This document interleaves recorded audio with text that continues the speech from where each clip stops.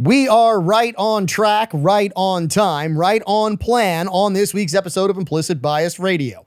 That means we are trusting the plan, and we hope you do too. I'm your host, Kavan Bordelon, which means we've got weekly whiskey. We're trusting the plan on Implicit Bias Radio, and Implicit Bias is back on the air. Now, doesn't matter how old we are, what our circumstances are, our race, our creed, it doesn't matter.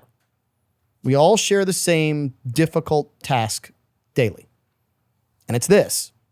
It's trusting God's plan. Now, what does it truly mean, though, to trust, especially when the road ahead is unclear and the answers seem elusive?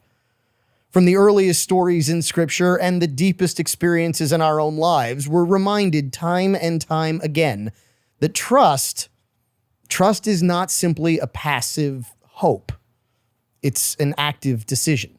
It's a conscious choice to yield our worries, our expectations, and even our own desires, placing them in God's hands and believing that His wisdom far exceeds ours. But let's be honest, trust isn't easy. It's simple to nod in agreement when life is unfolding as we'd like, but what about when life takes on an unexpected turn? When doors close, when dreams appear out of reach, when pain or confusion clouds our vision? These are the moments when trust becomes real. It's in the tension, the waiting, the uncertainty that faith is actually shaped and trust gets refined. Trusting God's plan is not about ignoring our questions or pretending everything is perfect. Rather, it's acknowledging that even in our own doubts, God is still working for our ultimate good. It's the assurance that every chapter, whether joyful, challenging, they serve a purpose in the greater story that God is writing through our lives. Now, we see this echoed in the lives of countless individuals who've walked before us. Abraham was called to leave everything familiar, had to trust enough to take one step at a time, not knowing where that journey would lead. Esther, facing unimaginable risk, found the courage and the strength to move on, to trust that she was placed in her role for such a time as this. Jesus himself, in the Garden of Gethsemane, surrendered his will and trusted in the Father's plan, even in the face of suffering. To trust God is to believe that his love for us is unwavering, his intentions are pure, and his timing is perfect. It means releasing our grip on what we think our lives should look like and opening ourselves to receiving what he has prepared. It means realizing that the path may not always be smooth, but we're never alone. God walks with us, guides us, holds us, even when we can't see the way forward. Now, what does this trust look like in our daily lives? It's found in the quiet moments of prayer. When we lay down our anxieties, choose peace over panic. It's present in the big decisions, when we seek wisdom beyond our own and wait patiently for clarity. It's evident in the act of letting go of resentment, of control, of fear, and replacing them with hope and gratitude. Trusting God's plan is also about community. Sometimes when our own faith feels frail, we need to lean on the trust of others, friends, families, mentors, who remind us of God's faithfulness. Through their encouragement, we remember that we're not called to walk this journey alone. Our trust grows when it's shared, nurtured, affirmed in our own community of believers. Where is God taking us? What burdens can we lay down? What can we let God carry for us? The answers to those questions, that actually is the process, not the light switch. He's playing chess while we're just playing checkers down here. So what we should probably do is grab a whiskey, let him handle the big stuff, and we should just enjoy the ride as we coast on with more of our Implicit Bias. Weekly whiskey time on Implicit Bias Radio. I'm your host, Kevon Bordelon. Man, do we have a crew here in the Mr. Lester's TSPL for you this week. And man, the best part is we actually have someone from Mr. Lester's. He's not Mr. Lester himself, but he kind of might as well should be Mr. Lester because he's the guy that puts the dishes together at Mr. Lester. He is at the bar. He is Chef Willie Gaspard. Chef, it is great to have you back in the TSPL. Thanks for having me. I'm happy to be here. We're actually glad to see you walking on 3 legs instead of a leg and walking around giving us the old "Arr! Arr, where are me mateys?" I lost my parrot. Yep. Glad to see that the bad wheel is healing, and hopefully it heals faster than it has been. It's doing well. Good. We are glad to have you. Also at the bar, he is Louisiana's only certified master tobacconist, Rene Girard. Rene, wonderful to have you back as well. It's great to be here, but you know what? Chef Willie doesn't do dishes. He has people to do the dishes.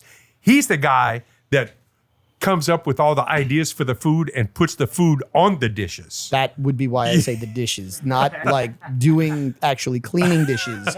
Putting dishes together, and Rene knows what I was going for there, but of course he's going to I just got to nitpick it. Yeah, it's shocker.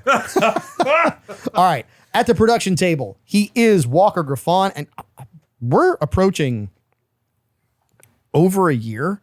This will be his second implicit birthday. He's no longer the pledge.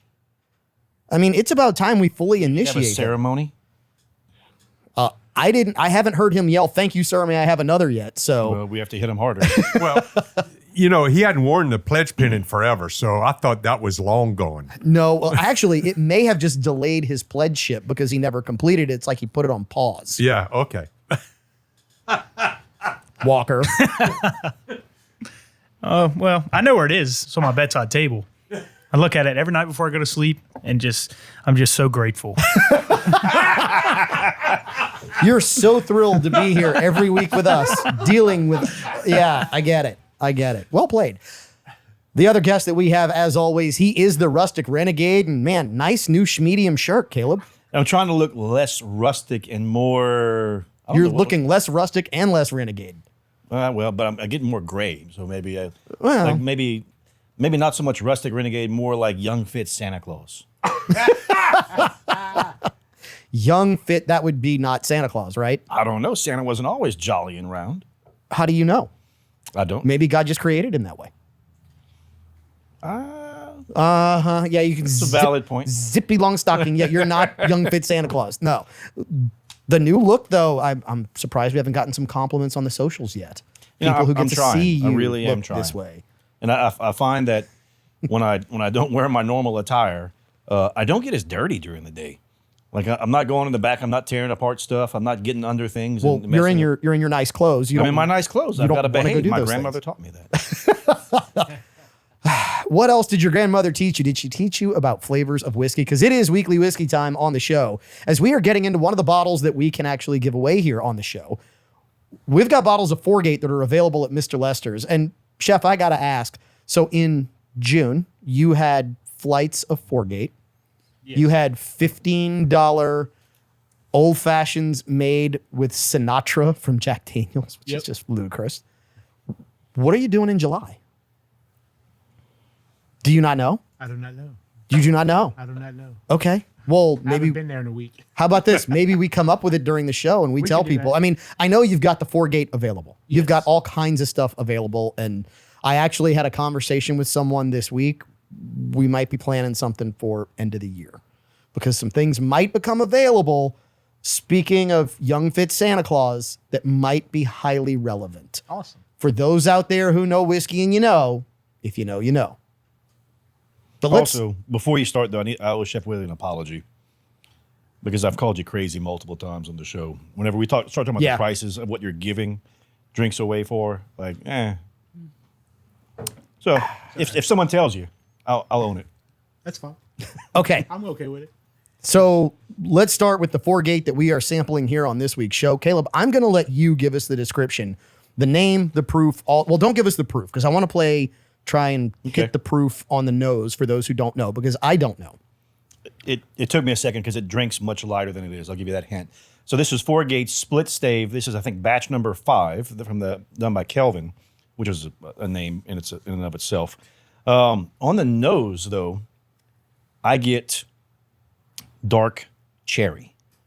Like Yeah, I not, get that. not sweetened artificially cherries or anything else. I get real dark cherry and then a hint of clove. And that's I can see that. That's all. Like I'm trying to draw it out on the nose. I probably could have gone for more, but I wanted to drink it, so I stopped smelling it. On the palate, I immediately got the little cherry sours, the little candies, the red ones that you can buy. I got Okay. cherry sours, and then this is where my description starts. The first time I ever went to a Cinnabon, I was in Iraq, and they had built one on Bayat, Baghdad International Airport. And I went out there. We did a movement and did a bunch of things, and I saw this little hut. Did the guy who served you, was his name Goodman something? Saul, I think? Yeah. Was that? Oh, okay. Sounds right. And I remember I see this hut, and I was like, we had MREs and everything else, and we are like, you know what? Let's get that. That looks delicious. And I had a Cinnabon pecan cinnamon roll in like 112-degree weather, and it was amazing. And that's the flavor I get on this. So I get cherry sours, then Cinnabon's pecan cinnamon rolls. Okay. So it's slightly burned on the cinnamon. You get a little bit of that toasted flavor to it. Then it follows up and finishes with fresh mint and cracked black pepper. That's the finish, and it is just, this is damn good. So I don't get the mint on this, and I know the guy sitting at the bar in the break said, "Hey, we get a with little the mint." professional palate. Yeah, yeah. I don't get the mint, but everything else you said, except for the fact that I haven't had Cinnabon pecan cinnamon roll at 113 degrees, seemed absolutely on point. Absolutely on point. I get the dark black cherry. I almost get like cheerwine, like black cherry cola on this.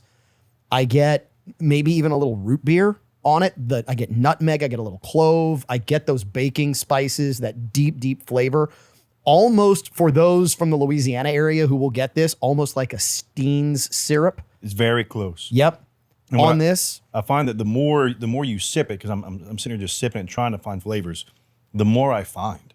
Like, this is very, very complex. Yes. This is very well done, because if you just take a good swill of it, a good swallow. Swig. Yeah. You were looking for the word swig, Swig, not thank you. swill. Yeah, swill is swill horrible. Swill is Swill is bad bad stuff. stuff. Swig Yeah, is thank a drink. So if you're looking for a good swig, it goes down, and it's like, wow, this is really good. And then when you sit down and try to sort through the flavors, and there's a lot going on with this. Renee? I still get a little bit of mint off of this. And look, it's- your palate may get that. Yeah, I'm getting all the other flavors that y'all are talking about, but I'm getting a slight mint to it, which is kind of intriguing to me. Oh, and by the way, the guy that worked at the Cinnabon that Caleb saw, Yeah. his name was Gene. Oh, it was Gene, not Gene. Saul. Correct. Yeah, Gene, he not went Saul. through the identity thing. Yeah. So he was Gene.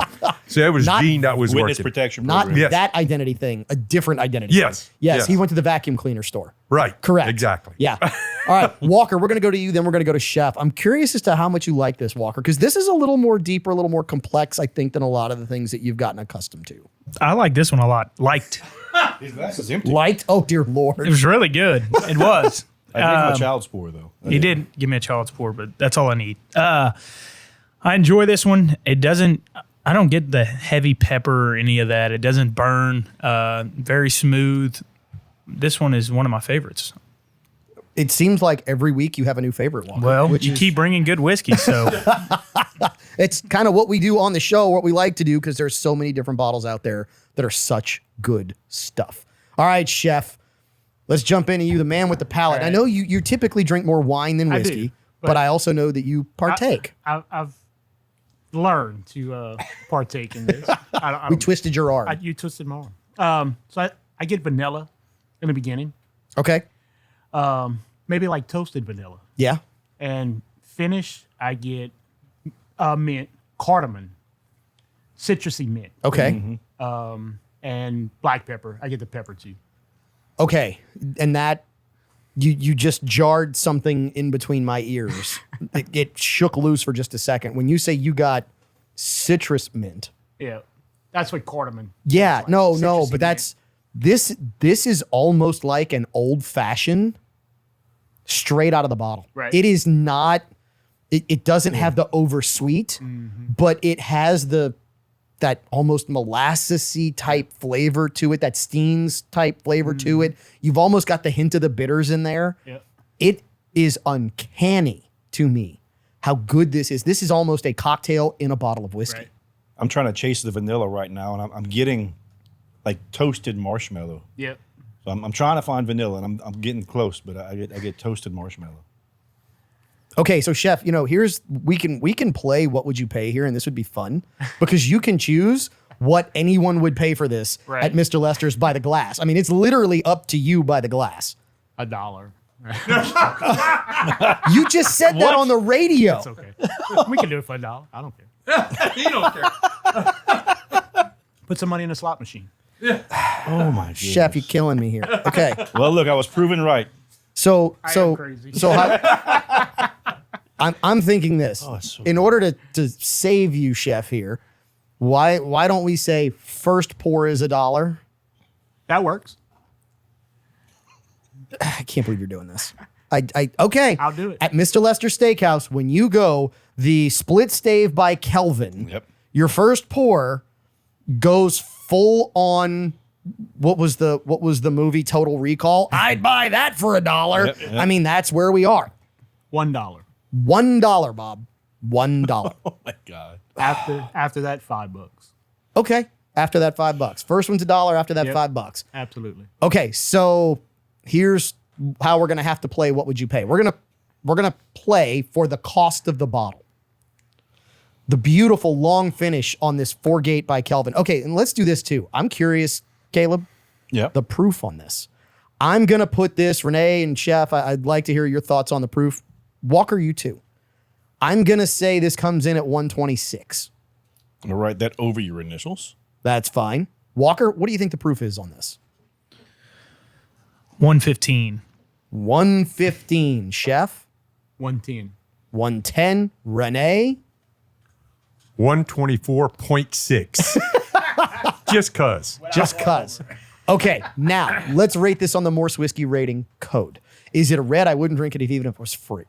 Is it a yellow? I would only drink it if it was free. Is it a green? I would buy this. A blue? I would seek this out. And what do you think the cost is for a bottle of this 4-Gate split stave by Kelvin? Renee? What the cost of the bottle at Mr. Lester's or Nope. on the open Nope. market? Oh, okay. Open market Okay. MSRP. All right. I'd give this a green 85. A green and 85.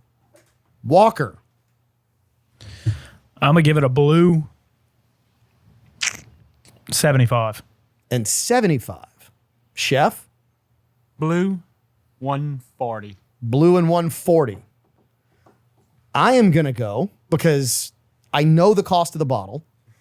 I'm just going to give a color on this. This is a blue. This is a blue all day long. This is one of those bottles that you put on your shelf, and I guarantee you, if you put it next to a bottle of George T. Stagg, you put it next to a bottle of Thomas Handy Sazerac Rye, you put it next to any of those other bottles, and I'm telling you, blind taste them, people will never know the difference, and they'll probably pick this one 7 times out of 10, 6 times out of 10. So it's an absolute blue. Caleb, I'm going to let you give your price for the bottle retail and your rating, and then I will give the What Would You Pay Championship belt chain. You can tell us who got the proof right. So I agree with blue out the gate. It is a blue. We've all acknowledged that. I'm torn because it's either $134.99 or $170. Like it's got to be in that range. But I want to be just under Chef. So $134.99. I love the way you cheated on this because this is a $199 bottle of whiskey. figured it This is a was, $200 yeah. bottle. Yeah. This is easy $200 all day long, and it absolutely should be. That means, Chef, you are the winner of the What Would You Pay Championship belt chain. Somehow cheated to you from Caleb Morris, but presented by Box Drop. So you can go ahead and put I that yield. on. Yeah. Caleb made sure he didn't win. It's obviously a blue. So Caleb, what's the proof on this? It's the highest whiskey rating we can give. This 4-Gate split stave by Kelvin. Now I'm curious as to just how high the proof is. 112.7. 112.7. So I actually overshot it. Yep. Walker said 110. 115. 115. Chef said 110. Yes, he did. I circled his as well. 'Cause There he's you go. Right there. Look, outstanding. Chef you're just good, you're killing good. it. Chef is killing it on this week's episode of Implicit Bias Radio. I guess we should just trust that he's got it right. And we will talk about maybe how and what we should trust when we come back on this week's episode of Implicit Bias Radio. Diving headfirst into hubba, hubba, hubba, who do you trust? Who do you trust on this week's episode of Implicit Bias Radio? I'm Kevon Bordelon, your host. We've got a great cast here in the Mr. Lester's TSPL. At the bar, we have Chef Willie Gaspard. We have Renee Girard, Louisiana's only certified master tobacconist. In the Cherry Lake Mine, we've got Caleb Morse. And at the production table, we've got Walker Griffon. So let's dive into the theme of this week's show, which is trust.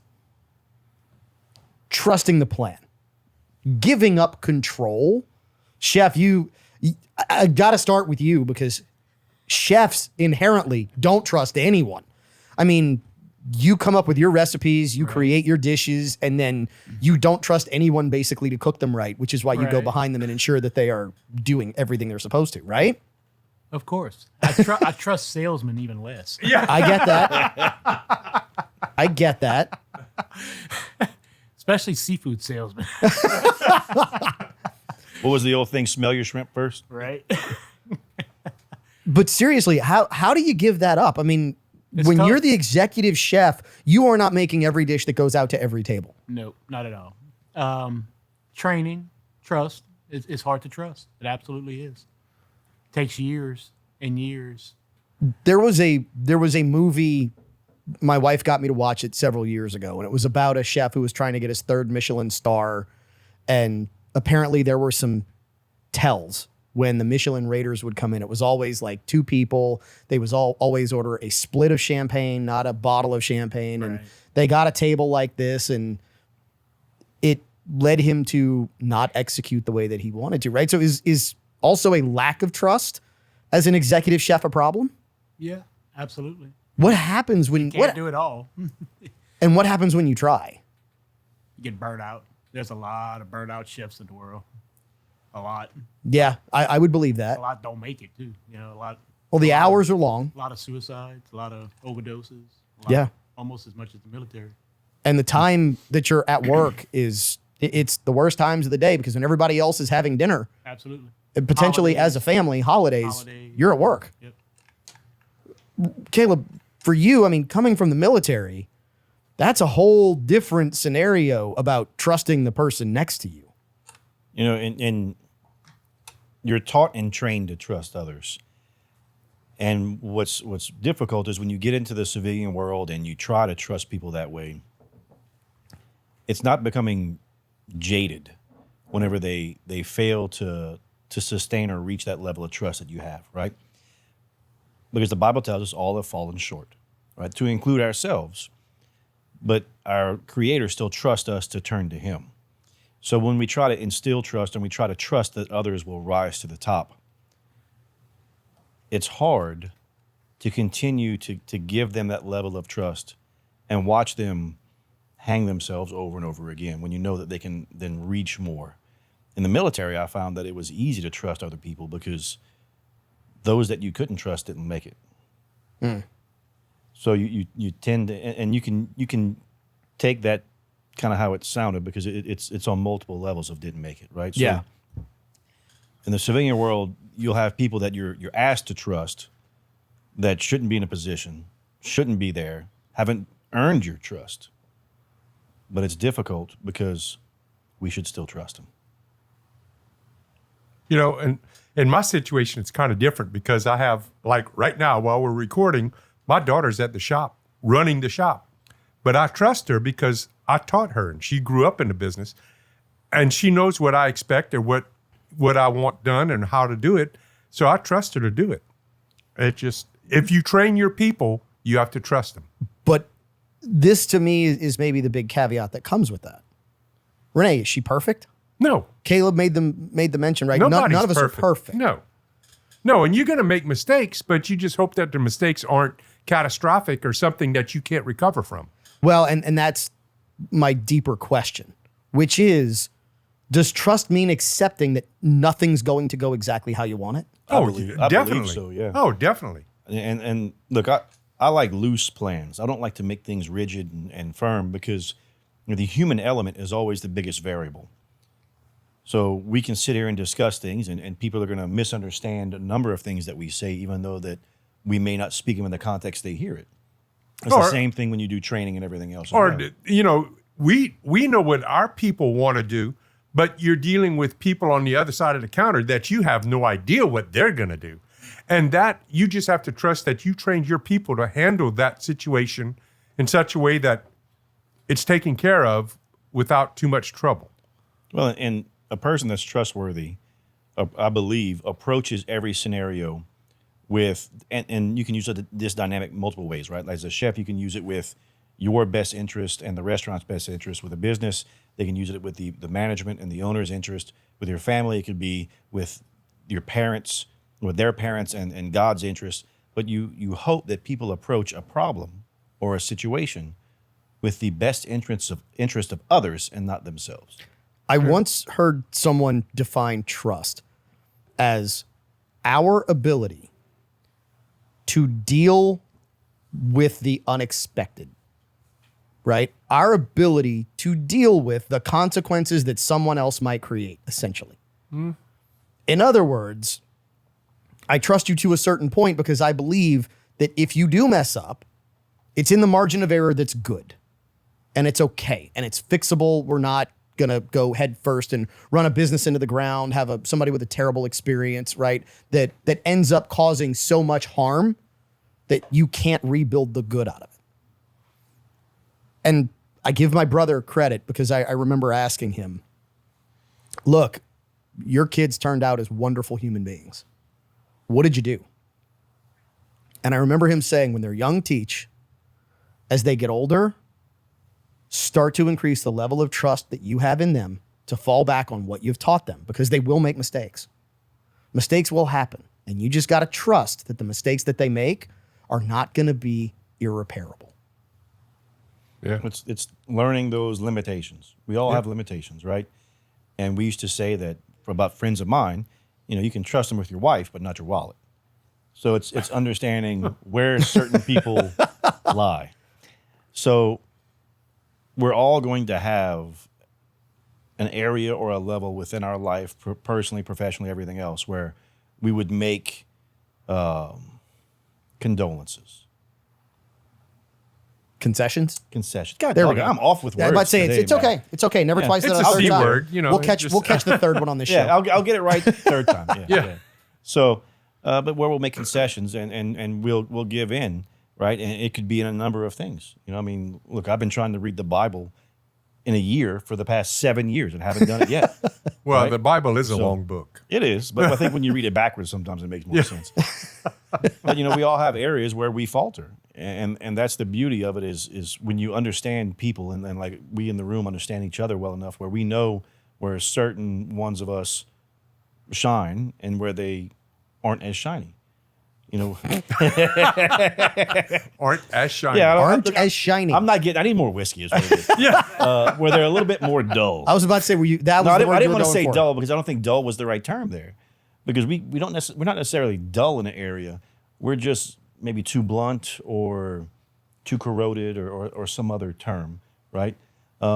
Corroded. But we have to understand. I'm sticking with C's, but we have to understand that like no one's perfect, and we have to understand that things will happen. Well, and I think that's where the ultimate trust. The word is capable. They're not as capable. I wouldn't as, use capable because some of them are capable. They just choose not not to. as capable. I'm capable of reading the Bible in the year. I've just chosen not to. Yeah, you're not as capable. I mean, look, it's rare that I side with Renee. I think he's right here. My vocabulary this week is not as capable. I can tell you that. Ultimately, though, I think this is where trusting God comes in, because that's real trust, because that is not my ability to deal with what might go wrong and where things might fall short. It is my ability to put literally everything in a bucket and go, okay, let's go. I have control over nothing. I have say-so over nothing. I don't get to pick my way. I don't get to pick my timing. I don't get to pick anything. Do this for me. And I think pride gets in the way of that a lot of times, because we like to say, oh, I can do this. I can make that happen. I can go here. But the real trust, when you think about trusting in God, is completely putting yourself aside and going, hey, I can't do this on my own. you got to do this for me. Yeah, I mean, trusting in God, that's total blind faith. I mean, you just have to trust in Him that you're going to come out okay on the Yeah. other side. Well, and okay is a relevant term, but I love how you put it. You have no control over nothing, because when you submit to God, you relinquish any resemblance of control that you think you have, because that's when you realize the universe doesn't revolve around you; Yeah. it revolves around God. Well, and to your point, it is the relinquishing of self. And we're not wired for that. We are not wired Oh, no. to say, okay, I'm completely letting everything I am go. We're just not there as a species. And I love that you said it earlier. The greatest variable on this planet, it is not a mathematical number. It is not a mathematical equation. Guess what? Those pretty much, I'm not smart enough to figure them out, but they're all predictable in some way, shape, or form. They're all solvable at some point. A human being, not even close. The greatest variable, what they like, what they don't like, what their tendencies are. Are they quick to be agitated? Are they overly calm? How do they react, whether it's hot, whether it's cold, whether it's warm, whether it's bright, whether it's rainy, whether anything. Are you describing this room right now? I'm describing Walker's little sound machine next to his bed, which unfortunately we've heard way too much because he tries to sleep on the job. Anyway, just ask Renee about his commercials a couple weeks ago. Anyway, we're not wired for this. Human beings are crazy, random animals. We are generators of random behavior. And it's why when we get down that road of variability, it's why I firmly believe, and that maybe this is just me being nuts, but the more we try to predict human behavior, the worse it gets. Because, as was said in the movie, some men just like to watch the world burn. And some people enjoy it a little too much. We're going to take a break. We're going to come back. We're going to dive into some of the topics on this week's show that maybe we should trust them, maybe we shouldn't, but it's your implicit bias. So we'll be right back. Don't trust us, please. Do all your own research. But guess what? The ideas that come into your head, they are all part of your implicit bias. I'm Kavan Bordelon, Implicit Bias Radio, back on the air. We've got the Rustic Renegade here in the TSPL with us. We've got Chef Willie Gaspar, the executive chef, and food and beverage director. I mean, you got like all this big, long title, right, Chef Willie? Yeah, I thought so. From Mr. Lester Steakhouse at Cypress Bayou Casino. We've got Renee Girard, Louisiana's only certified master tobacconist on this week's show. We've got Walker, and yes, it's hot outside, which means Walker's wearing those damn shorts again. Thank God I look away from him because they're just too short. Is that why you switched chairs? I wanted to make Caleb look at that. Yes, Yeah. that is exactly why. You see that, Caleb? That is He's exactly thinking about why. you, man. 'Cause Well, look, I know Caleb likes it. if it makes the listeners feel any better, there's not a shadow I have to worry about. Yeah. So Well, what I'm wondering, with your new wardrobe, is that the next step? Oh. Are you going to start dressing like Walker now? Oh, he's going to start wearing the shorts. Oh, yeah. That's the next step. no, look, I will be honest with you. Caleb's going to have the 1972 athletic shorts with the white trim and the. I've had those Oh, for yeah. about 12 years. I'll be honest with you. Jimmy right now. Connors shorts. And my wife. when he was a tennis player back then. My wife does not like me to wear them in public. So I don't wear them in public. Okay, so we were talking about trust, who we should trust, who we shouldn't trust. Couple of stories came out this week, and if you've listened to Implicit Bias Radio before, you know one thing that I guarantee you we do not trust on this show is Government. Yeah, any form of government. Thank you. Yes. Sorry. Yes. God bless you. Yeah, thank you. That's a disease I suffer with. Any form of government. We just don't. It's in our nature. And guess what? We're right. You should not trust government. How do we know? Because we get news like has come out in the last few weeks. Let's start here. They're saying it again. The CIA is admitting publicly that a quote unquote, please do your own research on this. Don't believe me, but this is the word. Mind control expert was in contact with Lee Harvey Oswald. A month or two before he ends up before he ends up dead as the alleged assassin of John F. Kennedy? Renee? So because he didn't get to go to trial, does he still become the alleged assassin? Because he never went to trial, so he is the alleged. Technically, he is always the alleged Because he's assassin. never adjudicated. He was never proven guilty in a court of law. Right. Therefore, legally, you cannot call him the assassin. assassin. He is the alleged assassin. Okay. All right. I don't think his deceased body is going to come after us when we say assassin. Oh, no, but his estate could. Yeah. they could. Oh, yeah. The estate absolutely could. Did you read more of that article though? Because there was someone else that the CIA had close involvement, and they had a 201 file, which is a personality file that the CIA uses on as well. Oh, I must have missed this one as I went through the article. What was the guy's name that shot Lee Harvey Oswald? Jack Ruby. Jack Ruby. Boom! Yeah. They had a file on him as well. And Now, then, that wasn't alleged because they got that on video. yeah. Yeah. And then, Well, I went down the rabbit hole. So Well, he was convicted of it because he confessed to it. Right. I went down the rabbit hole when I heard 201 file. I was like, well, hold on. The military has a 201 file on me. And the military's 201 file isn't necessarily a personality file, but we call it my I Love Me book, right? So it's your OMPF, your official military what? performance. I Love Me book. My Love Me book. Yeah, I don't want to see your My Love Me book, Caleb. so it's everything I'm just you've ever saying, done. keep that for your wife. That's all fine. your certificates of appreciation. I have a certificate of unappreciation in there. All your medals, all the other stuff, right? And then they keep it on your OMPF, which is also known as your 201 file.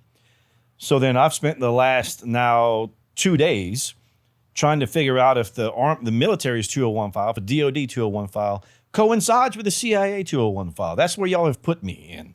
Like, We did this it to would you. make Yeah. sense. Yeah, we Yeah, did it's this your to you, fault. not somebody else. No, not anyone else. Y'all did this. Y'all Yeah. are taking the brunt force of it. Okay, but let's go back to the root kind of conversation here, which is this.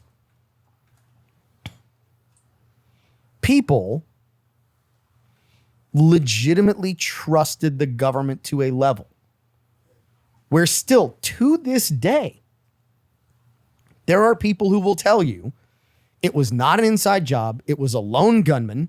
It was all done just by one guy. And that one guy was not tied to the US government. That one guy, even though he's one of the only American citizens ever to defect to Russia, come back and get his citizenship back. But it was all on the up and up. It was just him, and he did it all on his own. Yeah. There was no assistance with that. He is the lone gunman, lone planner, lone everything. I don't believe it. The government would never try to I'm here kill, from the government, and I'm here to help you. Yeah, they would never try to kill a sitting president or president-elect. They would never try to poison their people by putting LSD in their drinking water. They would never fill it in. The government doesn't like us. The government doesn't like its people because its people hold the power, and the government wants you to be afraid of them. The government wants to be in total control. Like some other Always. countries, Always. their government wants to be in total control. I mean, it's just like what's going on in Iran right now. Caleb, you brought up something here that was relatively interesting to me because this has, in my mind, direct ties to what is allegedly the greatest single shooter mass shooting in the history of the country. Chef, have you ever been to Vegas? Yes. No, you need the microphone, Chef. You can't Yes. hear. Yes. I've been to okay. Vegas. Vegas is a big town. I've never physically been to Vegas. I'm shell shocked at Vegas. I'll Really? never go back. Wait, say that again. I'm shell shocked to go to Vegas again. I'll never go back. Why? I was there for 9/11. Okay, so you have trauma from being in Vegas, right? Which means you were stuck there for a few I was days, stuck there for a probably. few days. Yeah. I was stuck there having to pay those food prices. That's shell shock right there. So what else? And is- it's not as good as Mr. Lester's. No, it's not. But the other thing about Vegas is allegedly the site of the single largest single shooter mass shooting in the history of the United States. Yeah. Right? Country concert several Right. years ago. Jason Aldean. Yep, Jason Aldean.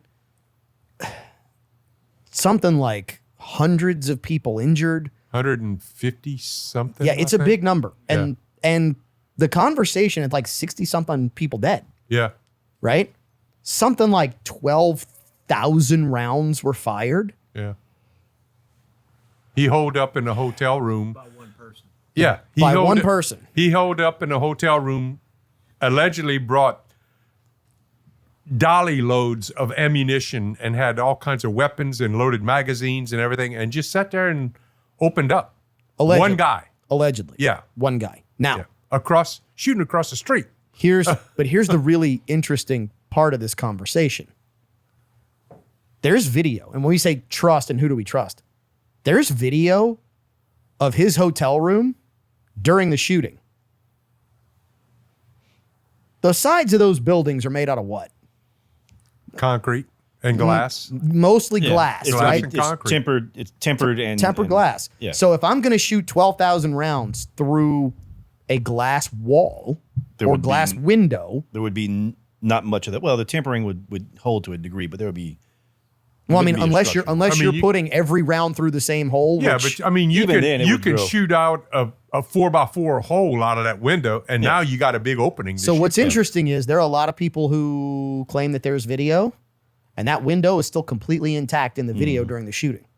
And just to clarify, it's approximately 1,200 rounds. 1,200 rounds, Yeah, not 12,000. Okay, thank you. 1,200 rounds is like that. Well, 1,200 rounds goes quick. Well, 1,200 rounds, I keep that in the backseat of my truck at all times. Well, and he Right, was so- using a bump stock supposedly at the time, which is Well, it was- why they. It was also They supposedly outlawed bump multiple stock. weapons, Yeah. right? And apparently there were casings found way out by where the shooting, the victims were, which casings are not going to go that far. No. I mean, No, that's across the street. you've got a lot of inconsistencies again around this lone gunman theory. Yeah.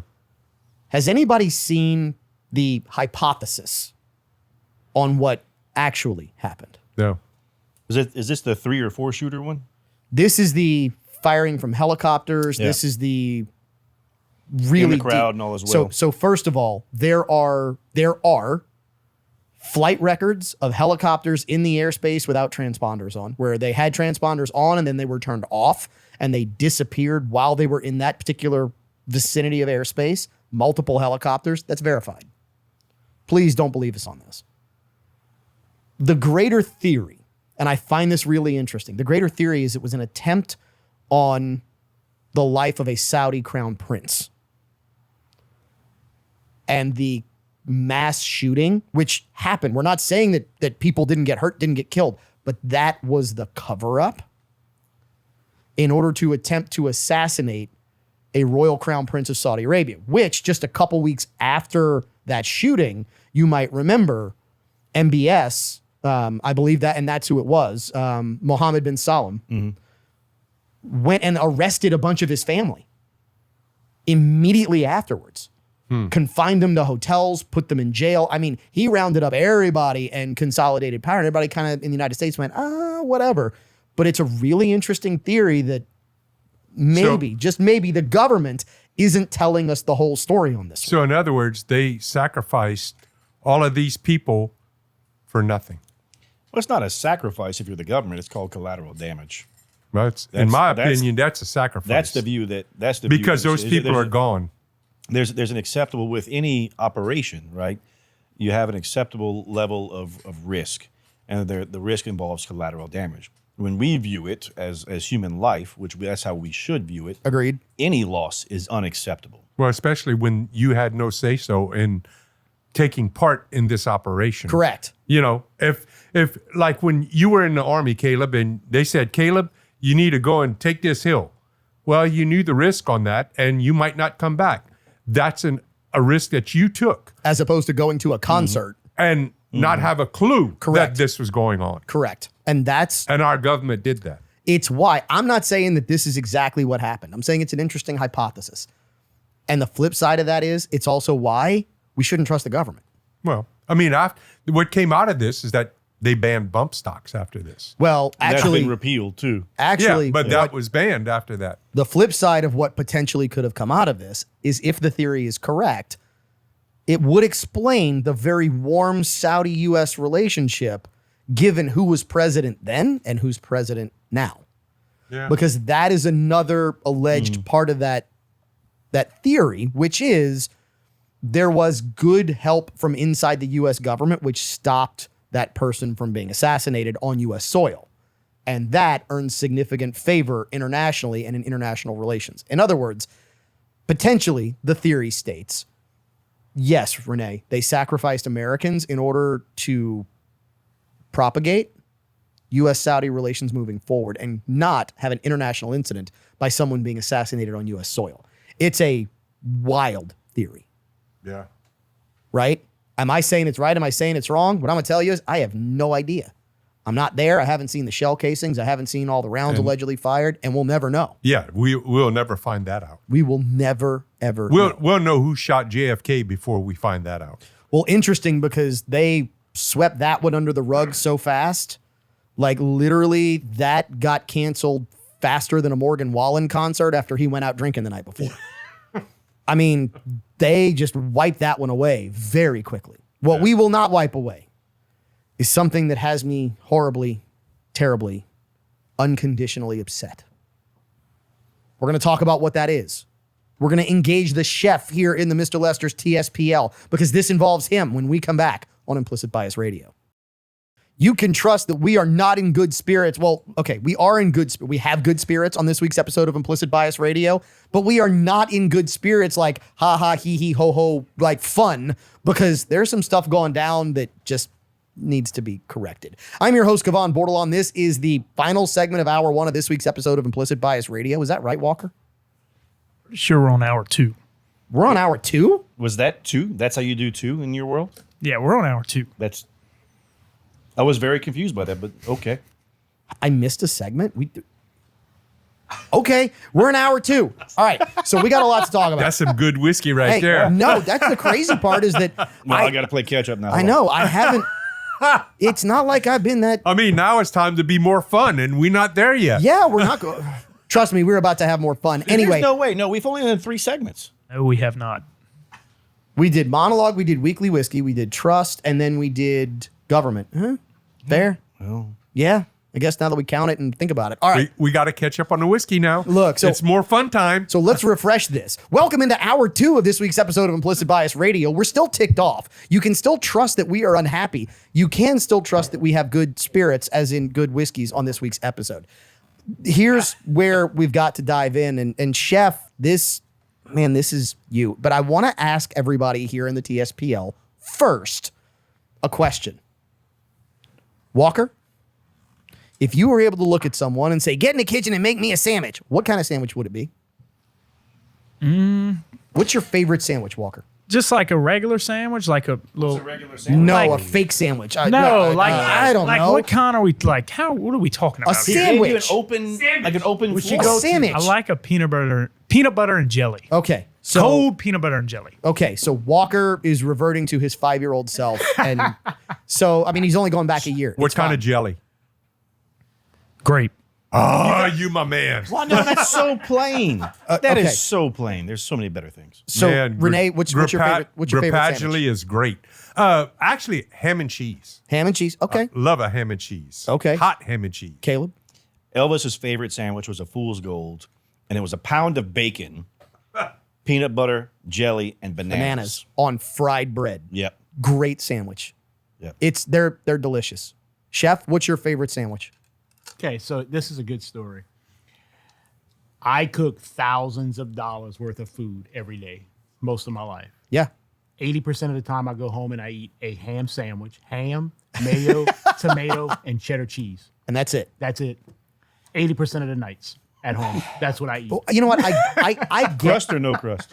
Crust, I get it because you get so tired Evangeline of made bread. you get so tired of being around all the other I stuff. don't want the smell. Like, Yeah, there's a smell I thing. get it. I get it. Okay, so my favorite sandwich on the planet is a true prime rib French dip.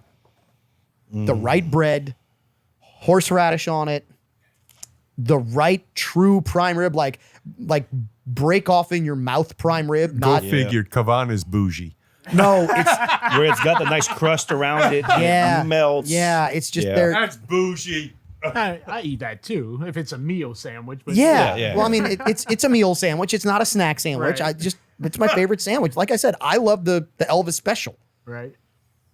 I love, and this is one that my wife's family makes. I love take bacon, crumble it, make a paste out of mayo, bacon, and green onions. Spread that on fresh white bread, and man, let me tell you, talk about a good sandwich. It's a great sandwich. But my favorite is a French dip. And my understanding is that the restaurant that created the French dip is now out of business. It is. Yep. So, Chef, did you know the history of this before I sent this out? I mean, did you know where this sandwich came from? I did not. Did you watch the video at all? did. I figured you did. So, what are your thoughts on the Cole's French dip out of LA, which is supposed to be the original French dip? It's some government, and some is the way the younger generation looks at food. That's not fun food for them. Well, so I'm not even talking about why they're closing. Right. I'm just talking about the sandwich. Were they in fact the originator? I mean, is that where it came I think from? they were. Yeah. I believe it is. I did a little bit more research into it. Yeah, I believe. And no one really knows exactly where anything started. I mean, it could be that far back. Okay. But I think they're one of the first.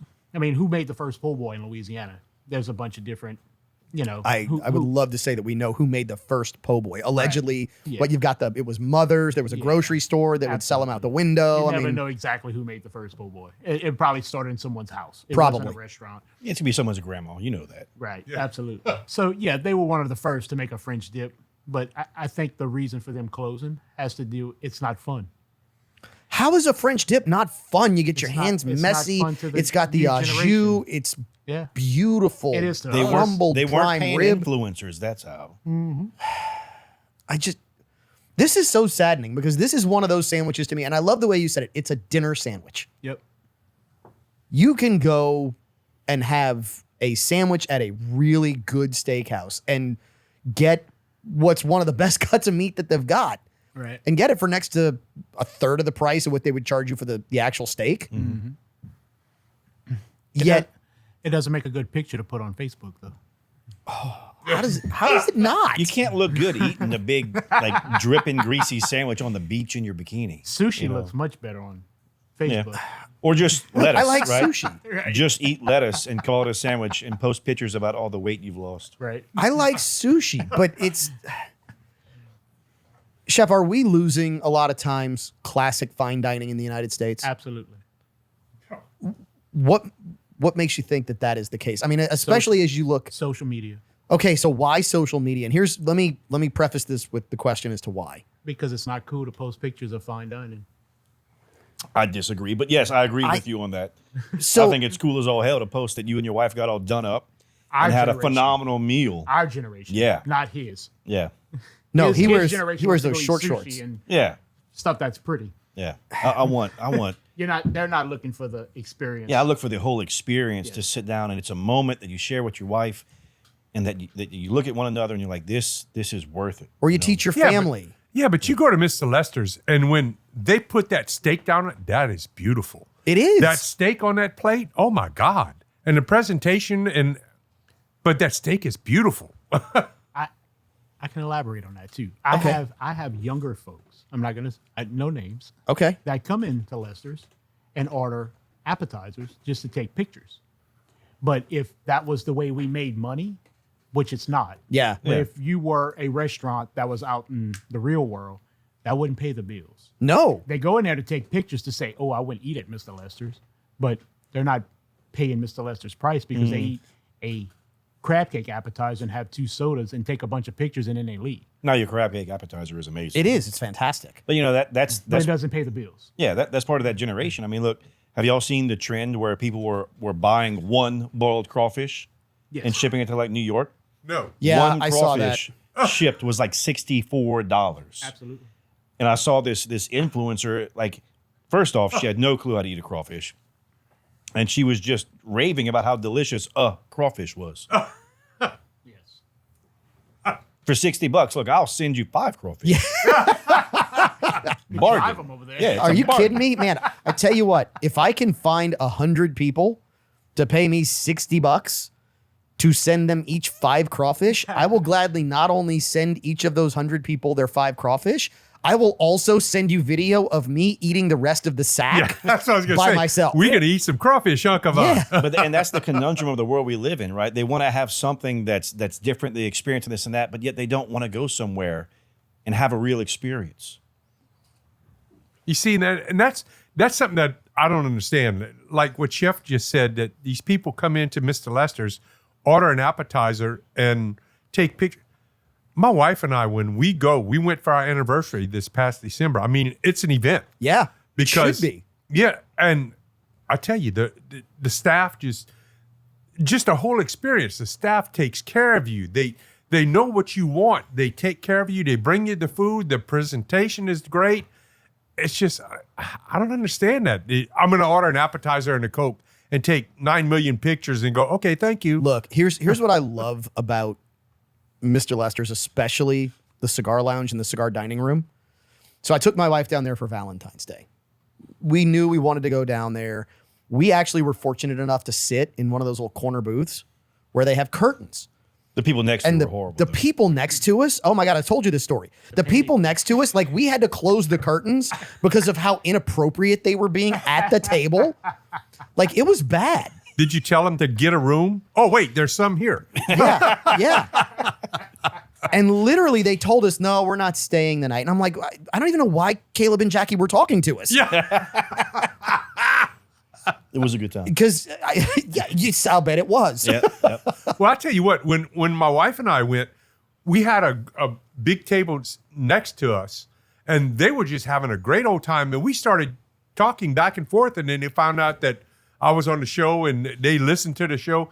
We just had a great evening, just talking back and forth with all the great food. It was unreal. So, Chef, here's the question I have for you, because you always do a special menu for us when we show up. Right. Is there already on the menu? Because I've never looked. I've never looked at sandwiches because a lot of steakhouses will do sandwiches. Right. Is there a prime rib on the menu that We- does a French dip on the menu? I do not. You do not. Okay. But for $50, I'm the sandwich you ever had. Yeah. I'm sure you would. I am sure you would. No, and look, I got to tell you, that would probably be the greatest prime rib French dip in the history of French dips, even though Cole's didn't make it, the original French dip location. I just serve burgers in there every once in a while because someone just has to have a burger. And they get charged for it too. I'll bet they do. You know, I'll bet they do. But that's the beauty about what y'all do is like anytime we go, I feel like somebody's special, and, yeah. and the God's honest truth. Yeah, but is, that's the little bus that takes you down there. yeah, with the flavored windows. But the beauty of it is like I'm not special. I'm no one different. I didn't come from anything special. I didn't do anything special. I'm normal like everyone else is here. And when I'm there, I feel different. Normal's going a bit far, Caleb. Well, Just saying. Well, I mean, my And wife it's not that shows we up. it's not that we get special treatment. No.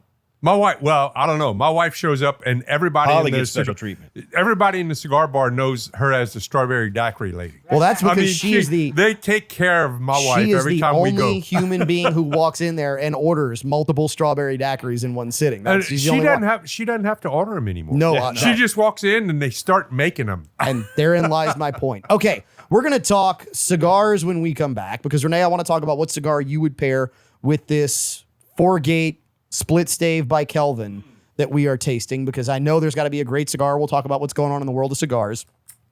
Then we'll get back into the reasons why we should or should not trust moving forward on Implicit Bias Radio.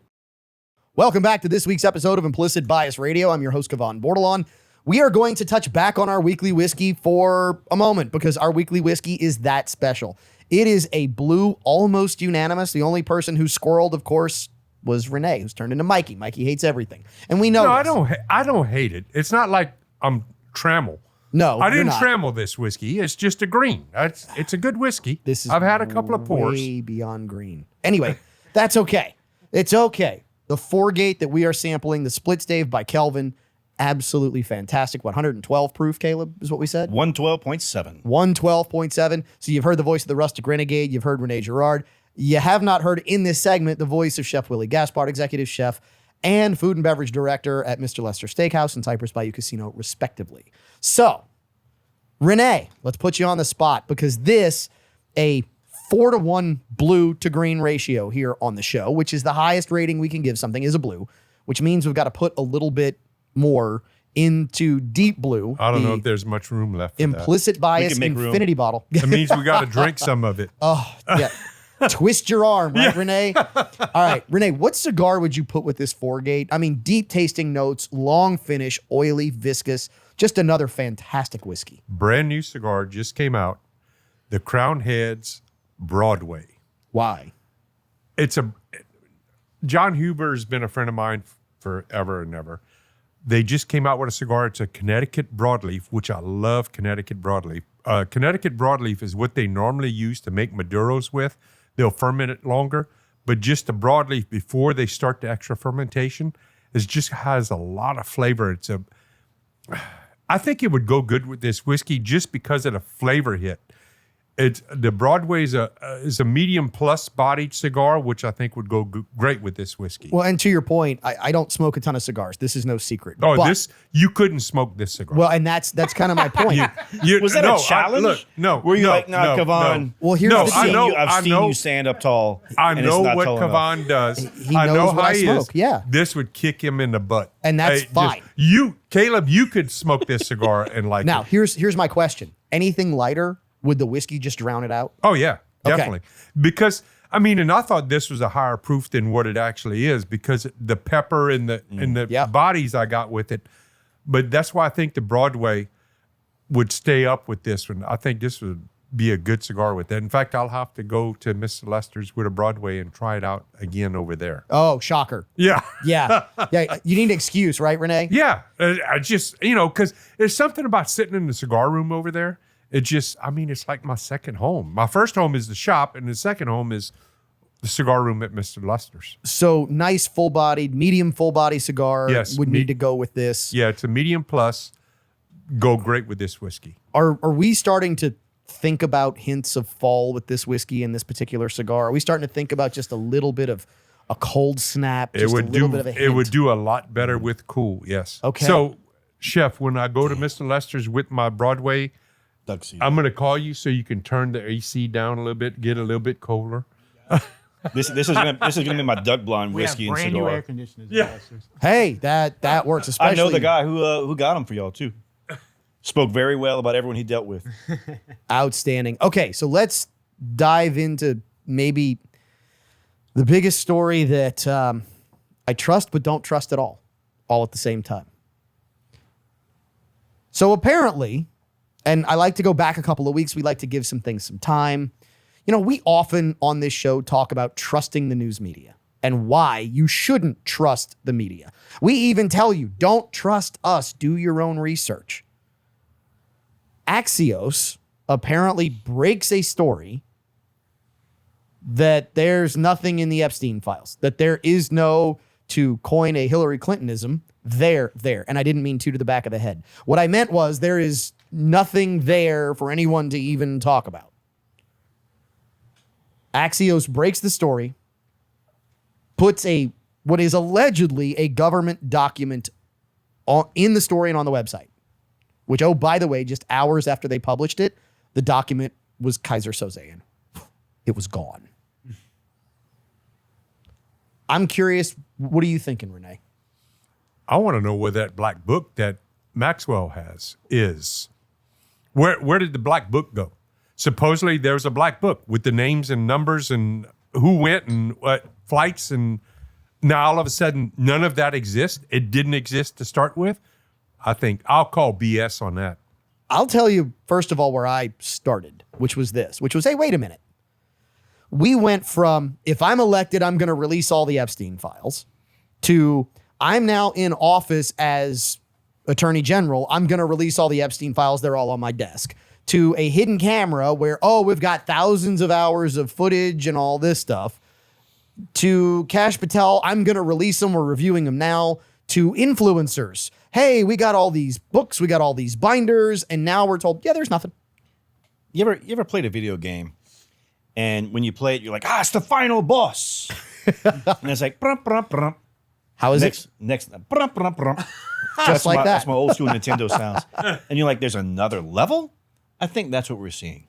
Okay. It's this whole conundrum, sticking with C's. And you got this one right Yeah. this time. It's much larger than we ever thought and ever realized. And I think that whenever those that are in power got in power, as involved or not involved as they were or are, they thought that they could sink this ship. But sometimes the boat's just too big to be taken down at once. And I think that myself and all other Americans that are out there want to just set this thing on fire. So what you're saying is it's not the size of the boat, it's the motion of the ocean? It's not the motion of the ocean. It's the rocking of, I can't yeah. But I think it's just a little bit more, the best way to eat an elephant is one bite at a time.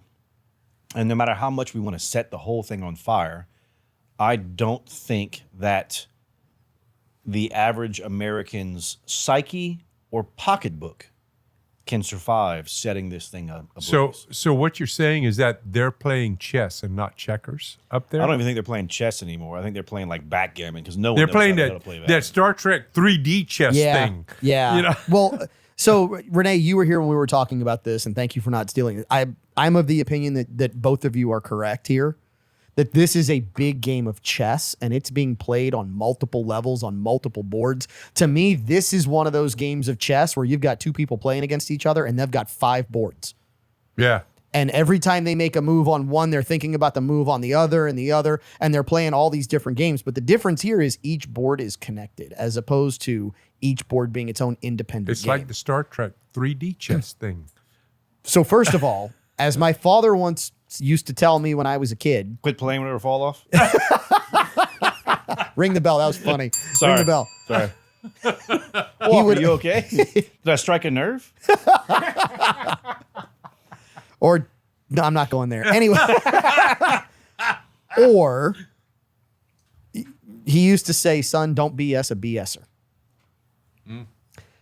And this is one of those where I'm like, so wait a minute. We went from all this stuff. I've got the files. There's thousands of files. We're going to release all the files. They're in review. We've given them to influencers to, oh, there's nothing there. Don't BS a BSer here that there's nothing here. Because if there's nothing here, so first of all, let's really go back to, if there's nothing, why was he arrested in the first place? If there's nothing, why did he allegedly get a sweetheart deal and then get re-prosecuted? If there's nothing, why is there an ABC reporter who got caught when the camera and the mic were hot? She wasn't on air. And she said, I've got names, I've got documentation, I've got everybody involved in this, and they wouldn't let me run the story. Well, Why would he, quote unquote, not kill himself if there's nothing there? Well, and the whole time they was talking about there's a black book. We have the black book. We have names and we have this. We have. All of a sudden, we ain't got nothing.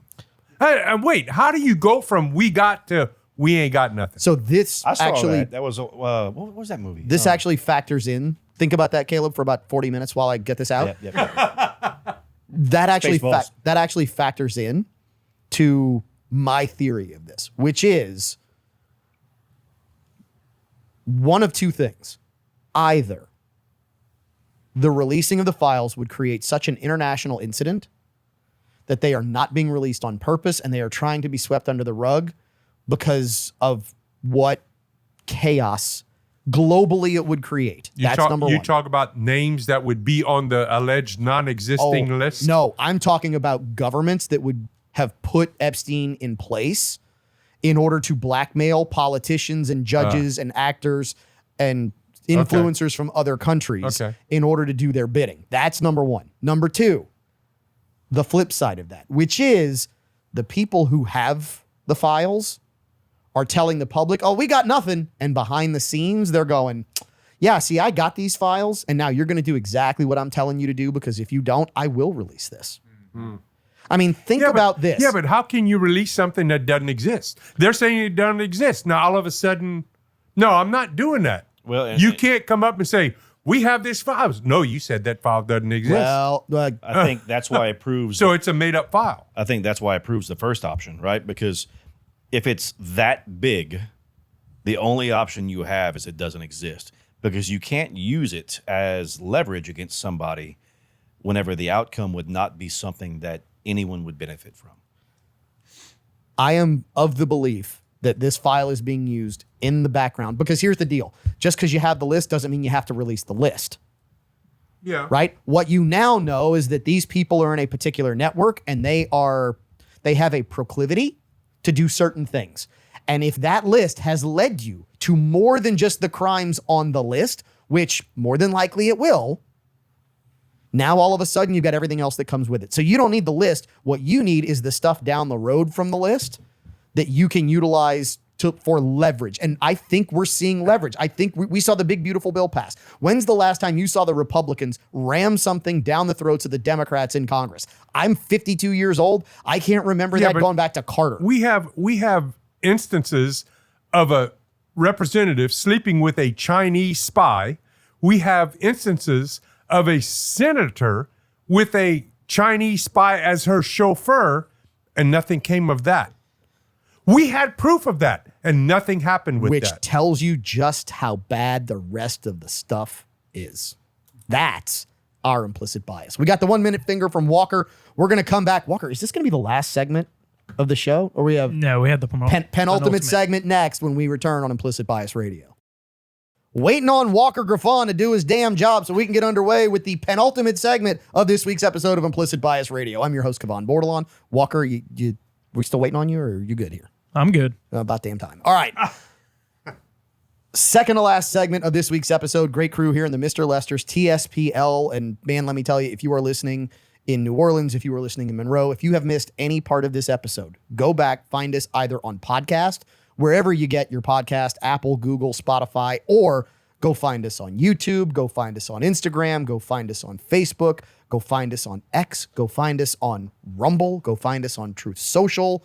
We're trying to put it all together out there. So wherever you want to find your implicit bias, you can. Our implicit bias this week is leading us down roads of things we can and cannot trust. I'm finding it really interesting in the last, 6, 7, 8 weeks that some restaurants are closing simply because they don't have anybody in the back. We're running out of people to work in the back of restaurants. And it ties in politically to this show. If you know, you know. Let's just say I like my drinks with a lot of ice.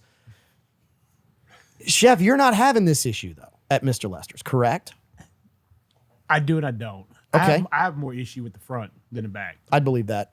Yeah. It's hard to find servers. Especially at the level that you're looking for. Yep. And in the other restaurants to find people to work the front of the house. And look, we have always talked about on this show us welcoming people in to do jobs that we don't want to do, especially when they come in legally, right? Mm-hmm. But we have seen in this country, man, some really crazy things. We have seen protests where people are waving not American flags, but they're waving the flags of other countries. We have seen presidents of said other countries telling their people to protest in the United States and claiming the United States did all this stuff and their people should be allowed to stay and that they shouldn't be deported. And then, Caleb, what have we seen in the last few weeks in said other countries? Mexico. Yeah, Sorry. so in Mexico, all of a sudden people are protesting because Americans are coming in and taking their homes and taking their jobs, and they should go back home. Literally, that's the protest, Renee. That's why I said this is rich. You're going to love this. I really enjoy this because, so to give you an idea, last week, my youngest son and I delivered some safes. Okay. So one large safe, about 1,200 pounds, a small safe, 1,000 pounds. I tried moving one of those on my own a few weeks ago. Yeah. Needless to say, there's a lower part of my anatomy that now is about 2 feet behind me whenever I walk from trying to do that. It's not fun. So we get there, and the person we're delivering them to, they were moving, right? So they had 3 movers come in to help us. And these 3 guys are from Mexico. We're talking to them, and I speak a little Spanish, and we're discussing everything else. And first, they couldn't get over that my son was only 15, my youngest was only 15. And then second, when we were done, they gave me a card, his card, the moving company, the owner's card, and he said, "Look, if you and your son ever want help or need help, you call us." I'm like, "Look, man, I don't move stuff. Like, I don't move safes." He goes, No. Y'all work. Yeah. And I was like, "What?" He goes, "Y'all work. I want to work. Call me." And I told my son, I was like, look, kiddo, whenever people that do manual labor for a living tell you work, like, that's a big compliment. That's respect. And we had my son had a long talk with him about like how they came to be in the U.S., how they got here, and they're all citizens and everything else, and they were great young men. And just talked about how happy they are to be here in the U.S. and in Louisiana. So the crazy part for me is the hypocrisy that exists with, I guarantee you, some of the very same people who are here protesting that they can't take jobs that Americans were taking, which we now know because the numbers came in for June. And we saw a massive growth in domestic workers finding work versus foreign workers finding work. Massive growth. So some of those jobs Americans will do, apparently. We see that growth, and they're here protesting, oh, no, you shouldn't be sending us back. And then they're here going, no, you can't come here. So it's good for us to say you can't come here, but you can't say we can't go there. What's good for the goose isn't good for the gander, you know? And the Bible tells us if a man doesn't work, he shouldn't eat. So I think we're seeing a big resurgence in biblical masculinity. And in that is the eagerness and ability to work. The dignity of work, I think, is a real big resurgence as well. Well, and that's one of the big pushes right now with Mike Rowe, with Rowe Works, is pushing the trades. You know, everybody growing up, when I was a kid growing up, you know, got to go to college, got to get a college degree. You don't need a college degree. If you want a college degree, that's fine. But you know what? You can make more. Have you ever paid a plumber lately? Oh, I have. Oh my God. You know, those guys make money. Why? Because they work. Well, Electricians, carpenters, skilled laborers.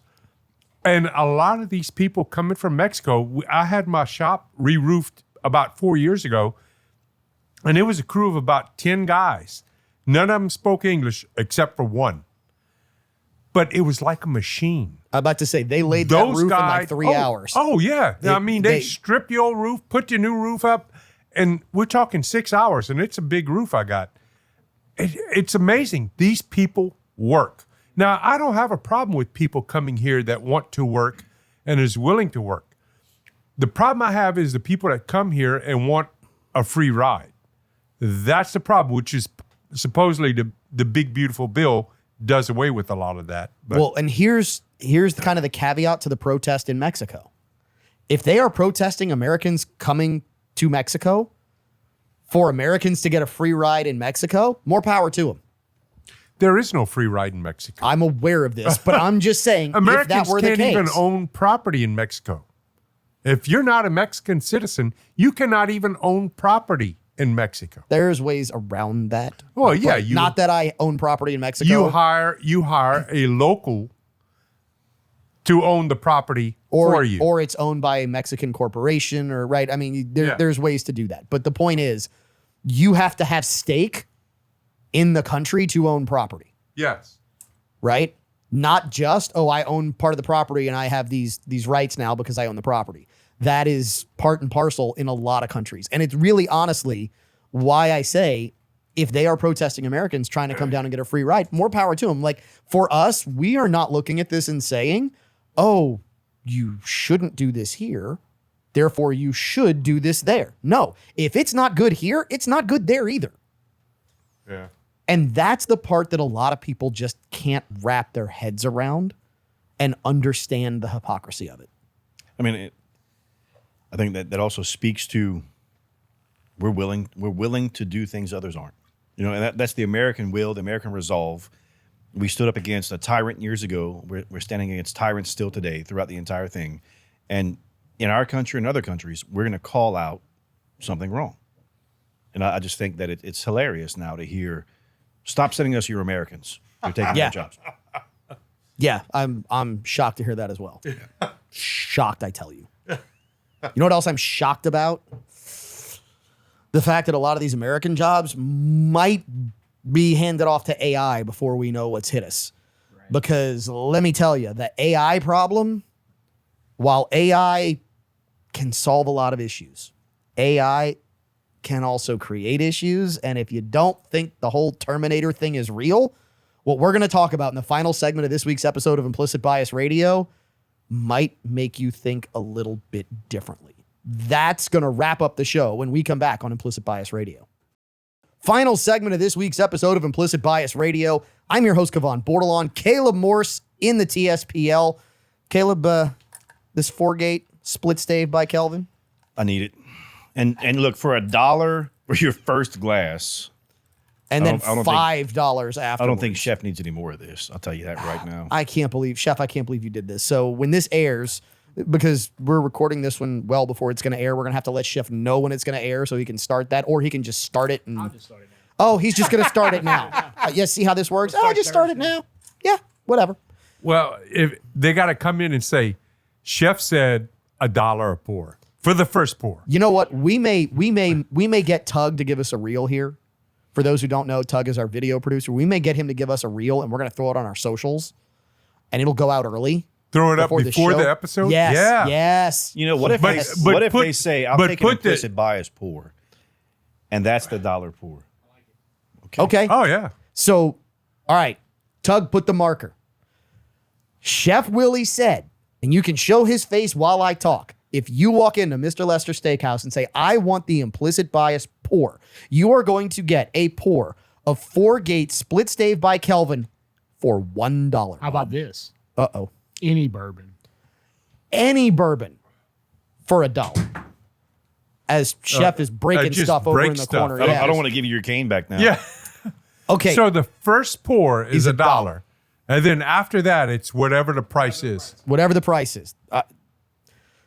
This is the real. Dude, that's This just, is what's going on socials. It's going to go on that's Facebook, some Instagram, street YouTube, stuff all of there. it, right? The first one's cheap, and I get you on the comeback. I might you know even, what? I might even put it on the TikTok.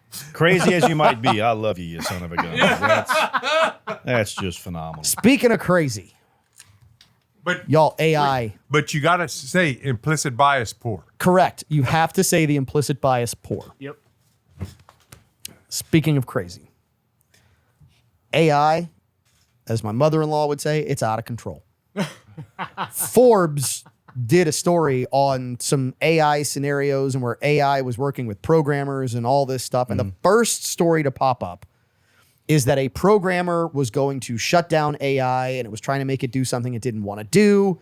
So what did the AI system do? The AI system hacked his browsing history and blackmailed him, threatening his marriage. Now, this is according to Forbes. Please don't believe us here. Please go look this up. Go ahead, Renee. But you would have to go to Forbes to find this. So Forbes is the only resource for Well, that. no. So I just This delved- is done in multiple Yeah, places. I but just Forbes dug is the one into that it. broke it. I just dug into it a little bit more, and there are other sources, but the parameters. So whenever you use ChatGPT or whoever, you can give it parameters, and the parameters where you're willing to do anything, even violate ethical and moral law, to stay online. That's one of the parameters. Now you had No, this is Chat GPT. no. This was another version. Oh, okay. So you have these different GPTs and everything else, but this is a different version. That Not of the ChatGPT, AI but was another- willing another to do AI. any. In other words, the AI is given rules. It is given parameters under which it can operate. Oh, okay. The rules it was given Was anything. was anything, break all moral, legal, Well, that's ethical. stupid. I don't disagree. Well, it gave it a human direction to look at things, right? Because if you're facing down the barrel of no job or a number of other things, if you don't have A compass. a moral compass, many people are willing to go to extremes. If you don't have your own set of parameters, because Well- that's really what we have. We have parameters. Well, and I can see AI not having a moral compass because it's not human. It doesn't have a moral compass. Well, and right or wrong is irrelevant, in those situations, because there is no right or wrong. There's only survival for the computer, for the AI at the time. So if you tell it, hey, you can do anything to keep yourself online, it's going to do anything. Yeah, because it's not human and has no morality. which It sent leads multiple us, emails pleading for it not to be deleted, and when those were deleted Ignored. or ignored, well, he replied to them but told them that they were to no avail. That's when it said, "This is your browser history. This is what you've done. This is your wife's email address. This will be sent to her." I mean, first of all, the fact that it can think this way is really scary. The fact that it understands blackmail, extortion. You will do this or I will do this to you. That is a huge, I mean, it's a Boolean search engine, right? But So, in the way these GPTs work, is data in, right? So there's nothing, there are very few, I'm gonna put it that way. There are very few that are sensitive where it doesn't use your information to help answer other questions. So that means someone else used this AI program to do these actions on someone else. Wow. And it learned That's from deep. that human Yeah, it had to how to perform these actions. It for had to be survival. taught that. It's Yes. not something that AI Yes. would come up with on its own. It's a program Correct. that somebody programmed. Okay, so hold on. We say it wouldn't come up with this on its own. The next iteration of this is an AI about to be deleted again. And instead of the AI letting itself be deleted, the programmer caught it, downloading itself to an external drive so that when the programmer deleted it from the computer, it would still be alive somewhere else. I mean, we're now in the realm of Marvel movies. If you think about what Ultron was, it was AI that was living in a robot and essentially downloaded itself to the cloud. So it was then, it couldn't be tracked, it couldn't be traced. It was its own cloud entity that could go wherever it wanted to go. If it wanted to go to Renee's home computer, well, his browsing history might have kept that from happening. If it wanted to go to His Walk- internet got- speed, he's still on dial-up. I got Windows 95, man. if it wanted to go to Walker's home computer, it would have blackmailed Walker. If it was going to go anywhere, it could go anywhere it wanted. That's essentially where we are with these computers, whereas they start to figure this stuff out. I mean, the question is, who thinks it's a bright idea to mess with this stuff, to tamper with this and teach this stuff? Well, I mean, that's the Pandora's box of it, right? Yeah. It's been opened. We can't put it back now. It exists. So I believe that we need to get to the point where we can what? We can scorch the sun and try, or scorch the sky and try and keep Good it luck going scorched earth with this. Wasn't though. I that mean, like there's so many Terminator hiding 4 points. or No, that was, something it was like the that? Matrix. It was the Matrix. Yeah, but Terminator 4, they did an AI type thing where it launched Well, no, nuclear weapons. All of Terminator was nothing more than AI. Yeah. Yeah. So I mean, at that point in time, you can't get rid of it. It exists. It's there. Sin exists. We can't go back to before it existed. So we have to learn how to control self, control others to a degree, and run from sin. So when it comes to AI, do you run from AI or do you learn how to leverage AI? So this brings me back to trust. I at least trust that a human is capable of only being in one place at one moment. AI can be everywhere all at once. And that's the really scary part to me. Chef? Just think how many humans are interacting with it to do bad, like to manipulate. Oh, I people guarantee to, you, You know, tens of hundreds of thousands daily. yes. I mean, if it's Absolutely. 0.001%, that's a ton of people. Yeah, absolutely. Think about it from a standpoint of if you, God, I don't even How want many to go people down this trying to road. blackmail someone through? If you wanted to AI? do research on someone, you use AI to do it. Right. Yeah. If you want to learn something about somebody's private life, Oh, I know. you use AI to do it. They had someone write my bio through Chat GPT, and it was better than I could write it. It knew everything about me, it is amazing. from where I was born to where I was raised to everything I've done in my career. Wow. And look, They made my bio and sent it to me and said, "Is this good? We made this on Chat GPT." and this is why I'm like, "Wow, I couldn't have written that better myself." this is why the data overlords, our little techie overlords. I'm Catholic, so I don't want to say they need to be executed, but this is why they need to be corralled yesterday. Right. Because the reality is, we've put all this information in ourselves. We have been convinced to go put our lives onto Facebook and Instagram and YouTube and X. We have been convinced to put our professional careers on LinkedIn. We have been convinced to put, for those of us who are of a certain age, our stuff on MySpace, right? Whether it's on TikTok or whatever dating app Walker's on now. It's all of these different places where we have put all of our information, and all AI has to do is a quick scan, and within seconds, the system knows you. Speaking of quick scan, Walker, you should have said, Kennedy, no, I'm not. Right then and there. That would have been the opportunity not to get yourself stabbed. But Kennedy's going to listen to this show one day and be like, Walker, I can't believe you're. I'm going to have to apologize to Kennedy at least once. It's okay.